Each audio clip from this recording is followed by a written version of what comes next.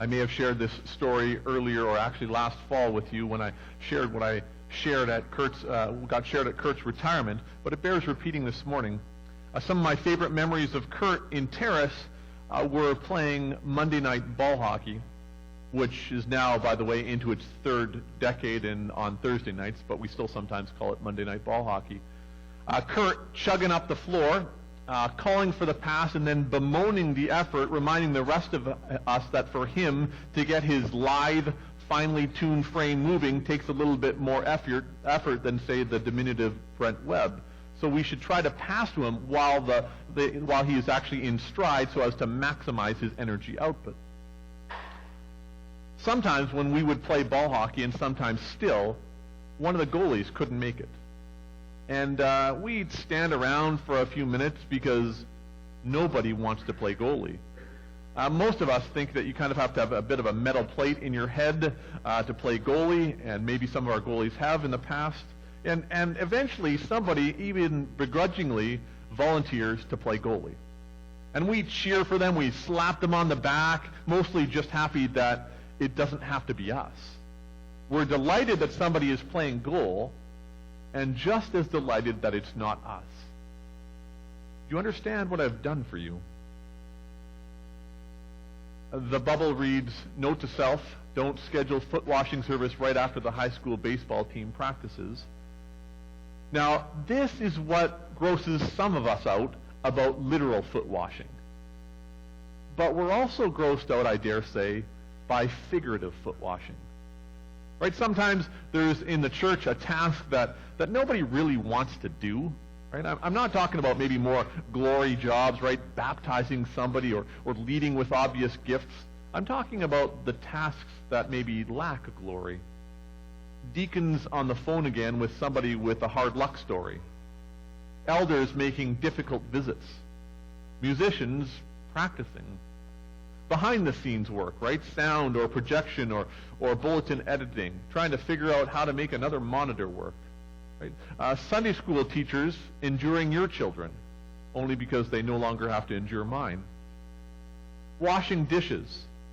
I mean, maybe you've sat in a committee meeting and played the waiting game over a tedious, trivial, or potentially traumatizing task. You know, eventually the silence is broken by a voice of a servant or somebody who just wants to go home finally. And we're delighted that somebody has volunteered to do these things, but we're just as glad that it isn't us. Do you understand what I have done for you?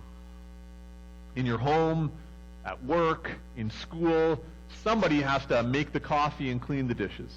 Someone has to clean the bathroom. Somebody has to do the dirty work. Somebody has to do the work that nobody else necessarily wants to do.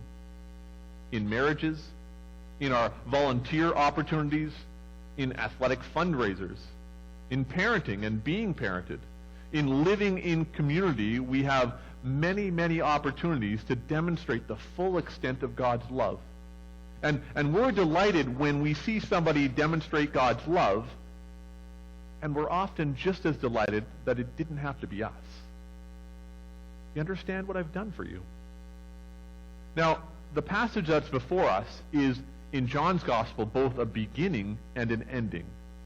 Right? It's the beginning of this long, slow build-up in John's Gospel that leads towards Jesus' crucifixion and his resurrection. The climax of, the Holy of Holies, the great glory chapters in John's Gospel. So from chapters 14 onward, this is the focus that John's Gospel has. But it's also, chapter 13 is kind of the end. Is kind of the goal, the climax of everything that Jesus has done prior to this in the first 12 chapters of John's Gospel.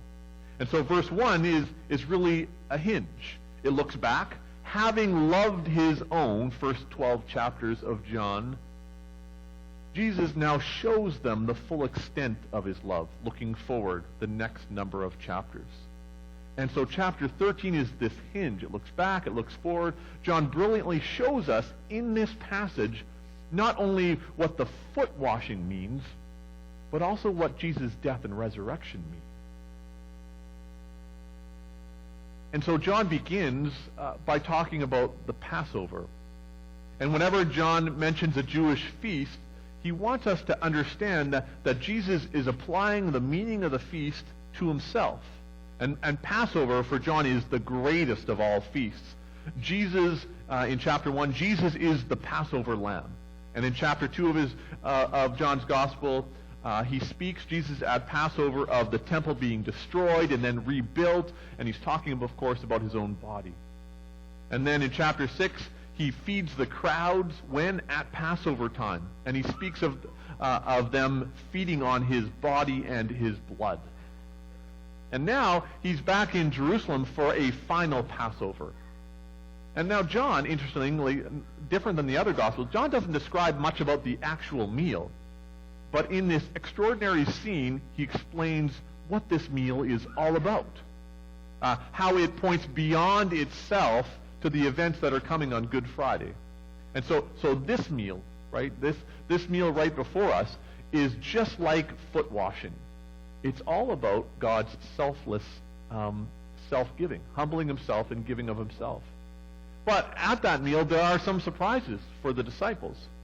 The disciples, of course, understood that it was customary for Jews to complete a hand-washing ceremony before participating in Passover, which would give them kind of a clean bill of spiritual health before breaking bread together.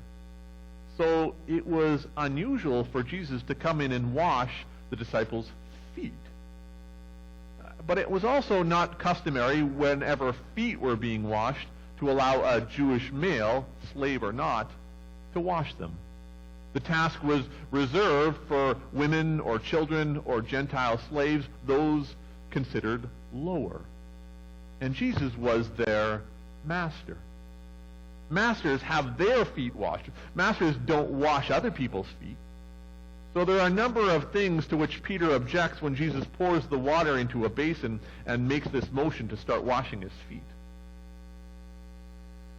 And maybe even more important for John, more important even than the Passover connection, is that what is now done here in chapter 13 is an action of supreme love. In chapter 10, Jesus declares, "I am the good shepherd." The shepherd loves his own sheep, and they love him. And the greatest thing that the shepherd can do is lay down his life. And of course now, John tells us that having loved his own, Jesus now shows the full extent of his love. Not just with this kind of dogged, see-it-through kind of love, I mean, although that's there too, but he loved them utterly, completely, fully, right? There's nothing that love could do for them that he does not do for them now. Do you understand, Jesus asks, do you understand what I have done for you? And for us to understand the foot washing and Jesus dying and rising, for us to understand this, we have to see what Jesus does in the foot washing, and that it lets us in on a little secret, a God secret. And the secret is this: what is God really like? I mean, John has been showing through the last 12 chapters, the first 12 chapters of his gospel, what God is like. And now here in verse 3, we get the full picture painted for us. The Word who was with God, the Word who was God, became flesh. He laid aside the clothes of glory, and he put on human nature in order to wash feet. He had come from God, and he was going to return to God.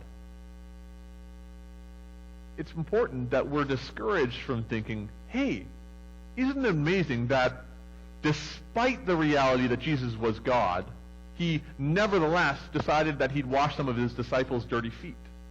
No. The point of the foot washing, the point of Jesus washing those feet, was that's what he had to do precisely because he had come from God. Right? Foot washing and the crucifixion itself, to which the foot washing points, foot washing was Jesus' way of showing what God actually looks like. What's God like? Well, he looks exactly like Jesus, who pours himself out in humility, who offers true service, who offers complete sacrifice and self-giving love. And so this foot washing event isn't just Jesus doing some aberration. No, this is Jesus doing what he has seen the Father do through all eternity. One commentator notes that this isn't just a lesson in humility. This posture is altogether normal for the living God. And so the disciples, they may be shocked by this foot washing, and we in turn may be as well, but Jesus goes about this action as if it's the most natural thing for him to do.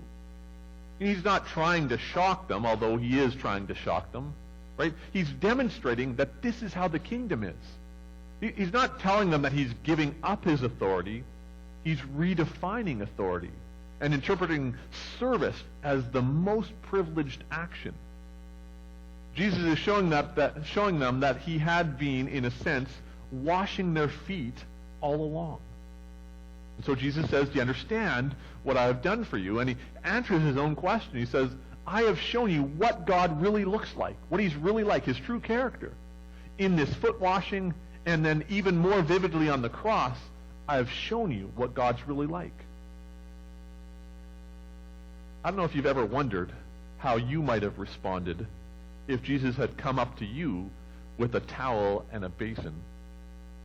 I mean, Peter himself clearly misunderstands what Jesus is up to, needs to get corrected, and it's kind of funny on the outside, but it's also deeply serious on the inside. I mean, of course, we know that Jesus must wash all of us if we are to belong to him.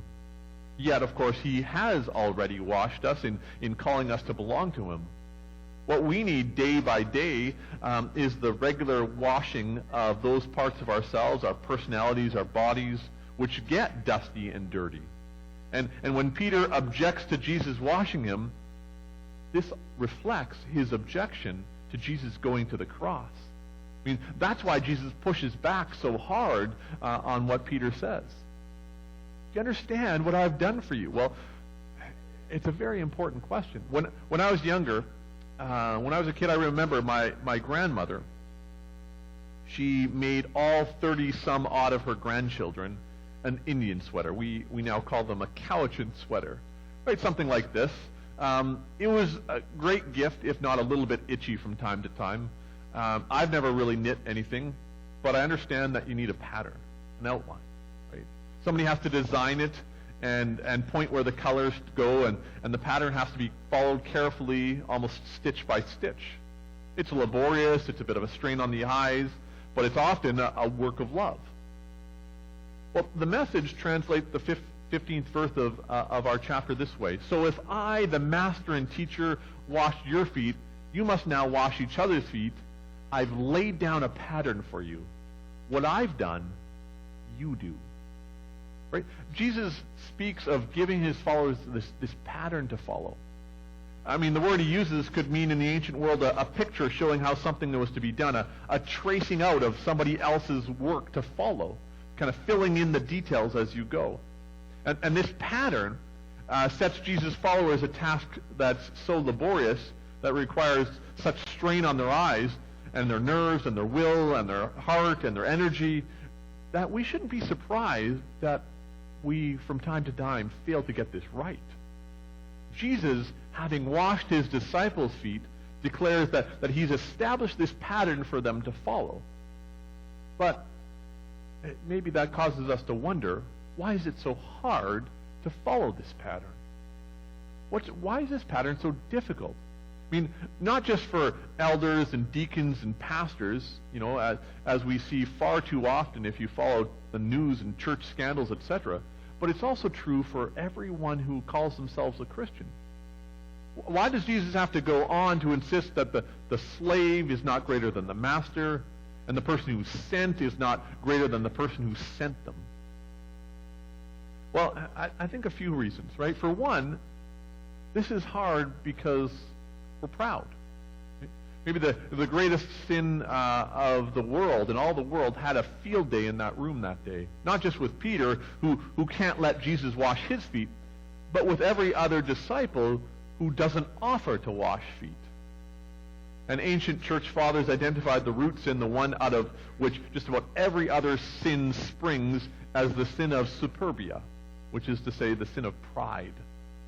Pride is rooted in a sense of self-superiority, which stops us from stooping to help, from lowering ourselves from a lofty perch. And hopefully if you hang around Christians, hopefully you start to see examples of what it means to lower ourselves. One of the best lines from Kurt's memorial service was when one guy, I forget his name, he's from Cedars, from the school, and he was describing the first time he met Kurt, who was the principal, the first time he met him. And this fellow came to a meeting, and he said there was a guy wearing Cardarts and a plaid shirt, and he was sitting there quietly in the kind of the corner of the meeting. That's Kurt. He said to himself, I thought it was a little bit odd that the maintenance man was on the board of directors. And I picture. Right? I'm not going to canonize Kurt, but I did learn certain elements of servanthood in and through Kurt. It wasn't perfect. Sometimes, it was done begrudgingly or impatiently, but Kurt was thoughtful about servanthood. And I think as a fellow leader, we helped each other think about servant leadership and try to live it out. Parents have a mandate to wash feet, whether you're a birth parent or an adoptive parent or parents of foster children or children with disabilities. And I've seen many examples of parents washing children's feet. And I've seen many examples of children washing the feet of elderly parents in this congregation, accepting God's call to a vocation of foot washing. I've seen it in self-giving hospitality or selfless community service. So many ways that people wash feet. I mean, too often what we think is that we have to go a long distance to wash feet. That the fact is that there are feet that need washing that cross our path every single day. Jesus simply sets the pattern and says, do you understand what I've done for you? I mean, another reason this pattern is hard to follow is that we love our lives. Simply, right? We love our lives often too much. In the pattern that Jesus gives, it comes from John 10, where again and again Jesus lays down his life that he might be able to take it up again. And so the pattern is to lay down life. But laying down our life is hard. I mean, we usually hear this and all we can think about is what we're being asked to give up. What's being asked of us to let go. But could it be that this pattern of laying down our life, of letting go, of sacrifice, of dying to ourselves, of washing feet, actually leads to picking up our lives, to greater glory, to rising with Christ to new life? In that quiet upper room, Jesus prepared his disciples for this mission to the world on which he is going to send them. In that room that Jesus designated, and what Jesus did is he designated and prepared his disciples for mission. And that mission is a journey that still involves dying to self and rising again with triumph, with the triumph of Christ in his resurrection. And Jesus indicates to his disciples that they are the bearers of the mission of God himself. And the church, sinful and broken though we are, is the place where we see the triumph of the resurrection and learn about self-giving love. And this is a charge to, of course, all deacons and elders and pastors, but it's also a charge to every single Christian. God sent Jesus. Jesus sends us. And can we hear Jesus still asking us, do you understand what I've done for you? We're coming to a close here. I should say that when Kurt, maybe you'll remember when Kurt preached here in Terrace, he warned us that his sermon wouldn't be exegetically tight nor theologically robust, but most of all, he said it wouldn't be long and tedious like Pastor Joel's sermons. So, sorry. But the last point here.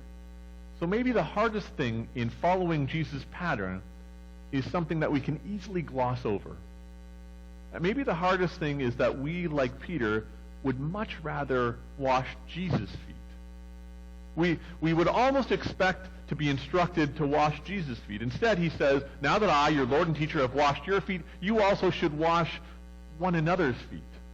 Not wash my feet, wash one another's feet. And could it be that we keep offering to wash Jesus' feet because there's just so many dirty feet around us? Or could it be that we keep trying to wash Jesus' feet because it's easier or it's safer than washing the feet of those around us? I mean, worshiping Jesus, very important, but it should never be an escape from washing the feet of others. Worshiping Jesus should always be an empowerment to wash the feet of others. If Jesus had instructed I can only imagine, if Jesus had instructed his disciples to wash his feet, they would have fought to do it. Had you or I been there, we probably would have run for the towel, since each of us owes Jesus so much. But he says instead that we should wash each other's feet. And I think Leslie Newbegin draws this profound conclusion. The debt which we owe Jesus is to be discharged to our neighbor. Our neighbor is the appointed agent authorized to receive what we owe the master. So my wife, my children, my friends, my church, my co-workers, these are my closest neighbors and appointed agents to receive the affection that I owe Jesus. I lay down my life for Jesus by laying down my life for them. And I have many other neighbors, and so do you. I mean, Matthew 25, Jesus defines our neighborhood when he says, whatever you did for one of the least of these brothers and sisters of mine, you did for me. Whatever you did not do for one of the least of these, you did not do for me. Right? When you and I do not get down into the trenches of life and take up the towel and basin of service because we're unwilling to forgive, or because we won't swallow our pride, or because the task is somehow beneath us, or because it's easier to let somebody else do it. Whatever the reason, whenever this happens, in some way, Jesus' feet go unwashed. And we must make sure that we hear, of course, what Jesus actually said. He did not say, whatever you did for one of the least of these brothers of mine, it's as if you did it for me. No, what Jesus said is, whatever you did for one of the least of these brothers or sisters of mine, you did, real fact, you did for me. And so to understand what Jesus did for us means one thing: imitating Christ. And the word we sometimes use for this is the word cruciform. Our imitation of Christ imitates the form of Jesus' sacrifice on the cross, cruciform. And so following Jesus' pattern of dying and rising in our own life, this is true servant leadership.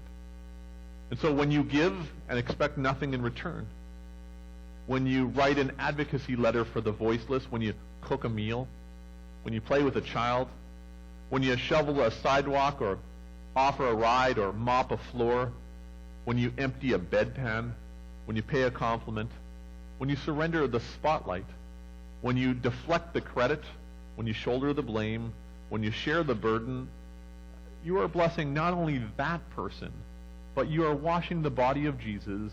You are touching the Master himself. Do you understand what I have done for you? I speak these words to you in the name of our servant King, Father, Son, and Holy Spirit. Amen. I invite the worship team to come forward again, and as I mentioned earlier, my search for sermons that were related to the servant song yielded this sermon, and so we are going to sing as our song of response, the servant song. We'll stand and sing.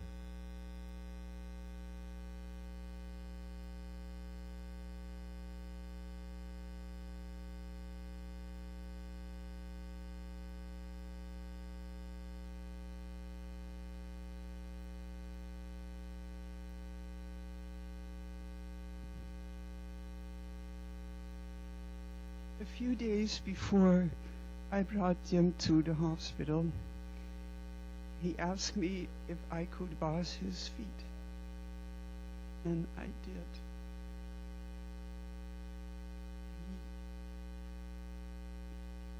He was so thankful, and that he said, I feel clean. And not long after that, he died. The feet washing was very special, but I did for Jim.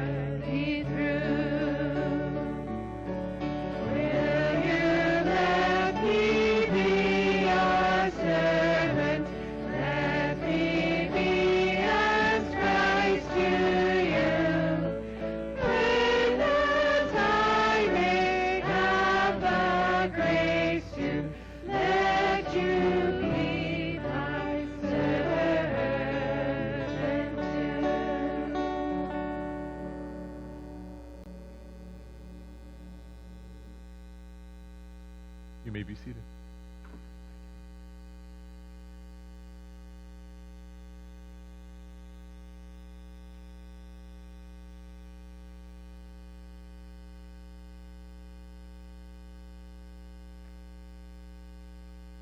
So that question hangs over us appropriately as we approach the table, namely, do you understand what I have done for you? In the Reformed Church of America, our sister congregation, mostly in the United States, their form for the Lord's Supper begins with these words: Beloved in the Lord Jesus Christ, the Holy Supper which we are about to celebrate is a feast of remembrance, of communion, and of hope. These words set the sacrament in a wide expanse, the wide expanse of God's gracious actions in the past, present, and future.